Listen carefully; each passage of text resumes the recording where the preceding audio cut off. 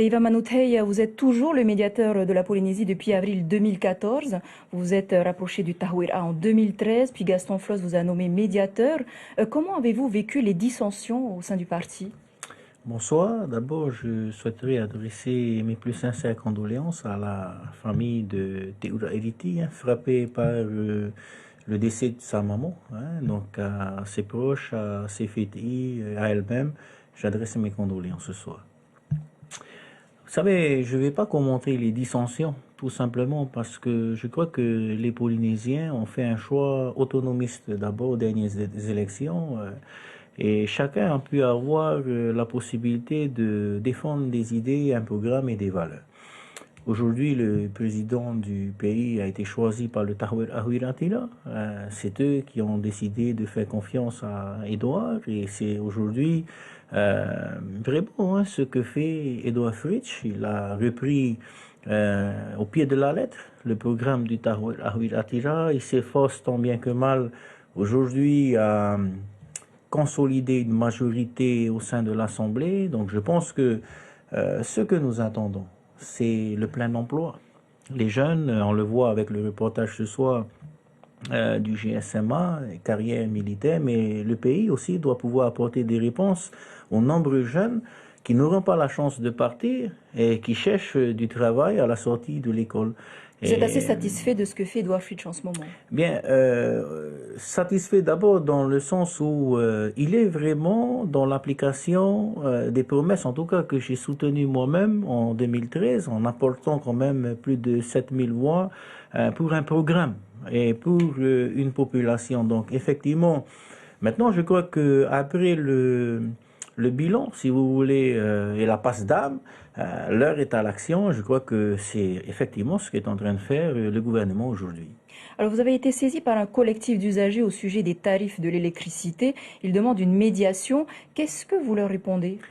Ben, je leur réponds oui. Le DT, c'est aussi un organisme avec mission de service public. C'est pas le premier dossier dans lequel j'interviens. Cela va faire 1 an que j'ai été nommé. Je suis déjà intervenu sur d'autres sujets, des trop perçus, des factures contestées par certains clients, des compteurs qui n'ont pas été branchés comme il le fallait. Vous voyez, bon, bien sûr, je n'ai pas communiqué parce que vous avez certainement dû le remarquer, le médiateur se fait discret. Mais c'est pas parce qu'il est discret qu'il n'agit pas. Et effectivement, Monsieur Johan Janet m'a saisi en fin de semaine sur un dossier en contestant ce que l'on appelle la pétasse, entre guillemets, c'est la taxe donc de tarification qui est contestée par ce collectif. Je leur ai dit que j'allais étudier le dossier et que nous allions mettre bien chacun des acteurs autour de la table. Teiva Manouthey, les mouvements sociaux se sont multipliés ces derniers temps. L'hôpital du Taoné, Gaz de Tahiti. En tant que médiateur de la Polynésie, cela vous interpelle? Évidemment, parce que d'abord c'est la population qui est touchée. On voit bien là que dans ce conflit entre la société Gaz de Tahiti et le syndicat qui mène la grève, malheureusement, c'est à nouveau la population qui est prise en otage.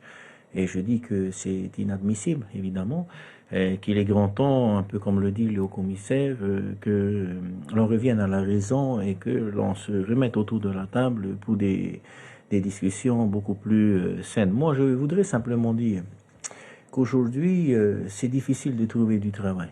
Et j'encourage celles et ceux qui en ont, eh bien, faire en sorte qu'ils puissent le garder le plus longtemps possible. Vous savez, nous sommes quand même dans une période de crise du travail. Le chômage est là. Bien sûr, les projets sont à pied d'œuvre. Mais il faudra quand même un certain temps avant véritablement d'être dans le plein emploi. Nous n'y sommes pas encore et ce ne sont pas les grèves à répétition qui vont aider véritablement à la relance et à la croissance. Alors, les syndicats ne veulent surtout pas qu'on politise leurs actions. Vous voyez comment, vous, ces conflits?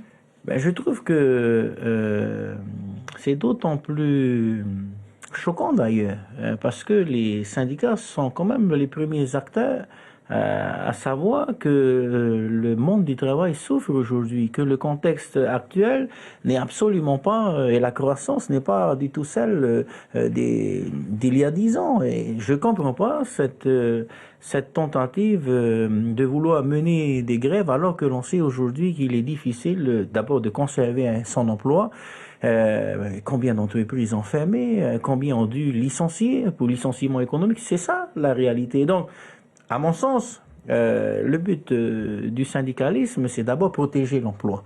Et protéger l'emploi, ce n'est pas faire en sorte que l'on puisse prendre en otage l'ensemble de la population. Je crois qu'il faut revenir à la raison et retrouver... L'équipement Albert Solia, ils ont rencontré des entreprises de travaux publics. Vous avez le sentiment que les projets du pays avancent? En tout cas, on ne pourra pas dire qu'ils sont dans l'inertie.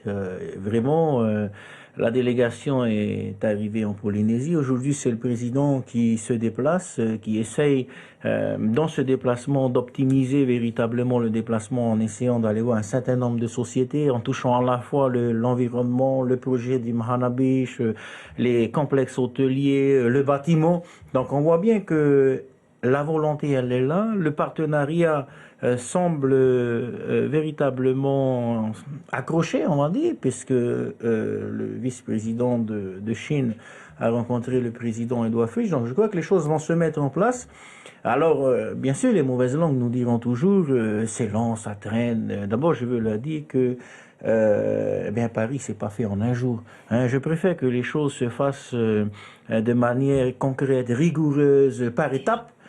Plutôt que comme on a vu certaines fois dans d'autres projets où on devait aller dans des projets à rallonge. Au début, c'était 15 milliards, après 20 milliards. On en a un bel exemple avec l'hôpital. Donc, prenons le temps de travailler sur l'ensemble des aspects, le volet financier, le foncier, etc., de manière à ce que lorsque le projet verra enfin le jour, on puisse toutes et tous s'en contenter et en être satisfait. Alors, Théo Manoute, vous êtes également président de l'association Terraropé, chargé de la promotion des artistes du Fénois. Où en est votre combat pour la reconnaissance des droits d'auteur des artistes du Fénois?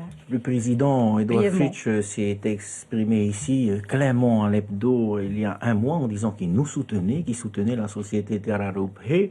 Bien sûr, on attend qu'il revienne de Chine pour pouvoir le rencontrer à nouveau et essayer de faire en sorte que notre société puisse se mettre en règle pour pouvoir bénéficier de l'agrément. Ça ne sera pas facile parce qu'il y aura certainement une loi de pays en termes de propriété intellectuelle, mais ça aussi, ça serait une reconnaissance supplémentaire des droits des Polynésiens par rapport aux droits intellectuels.